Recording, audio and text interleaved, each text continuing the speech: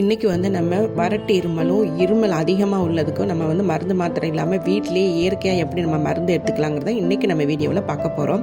இப்போ ஒரு கப் அளவுக்கு நான் பால் எடுத்திருக்கேன். அது வந்து 200 பசும்பால் எடுத்து ஊற்றிக்கங்க. இது வந்து சித்திரத்தை, இது எல்லா மளிகை கடையிலையும் கிடைக்கும். அதை வந்து நல்லா நம்ம நுணுக்கி எடுத்துட்டு அதில் 1 ஸ்பூன் போட்டுக்கலாம். சித்திரத்தை 1 ஸ்பூன் போட்டுக்கலாம்.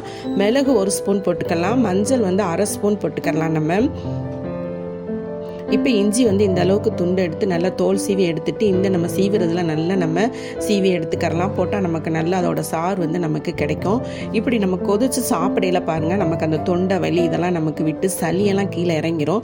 இப்போ இதுக்கு வந்து நான் பனங்கள் கண்டு 4 ஸ்பூன் போட்டுக்கிறேன். நான் போட்டுட்டு இப்போ நல்லா நம்ம கொதிக்க விட்டுக்கலாம். இதை நம்ம சாப்பிட்டோம்னா மருந்து மாத்திரையே நமக்கு தேவையே இல்லை. இயற்கையாக வீட்லேயே நம்ம ஈஸியாக நம்ம பொருளை வச்சு தான் இன்றைக்கி நம்ம தயார் செஞ்சு சாப்பிட்றோம். இது சாப்பிட்டா நமக்கு அந்த சளி, இருமல், தொண்டை வலி எதுவுமே இருக்காது. நீங்கள் செஞ்சு சாப்பிட்டு எப்படி இருக்குன்னு கமெண்டில் சொல்லுங்கள்.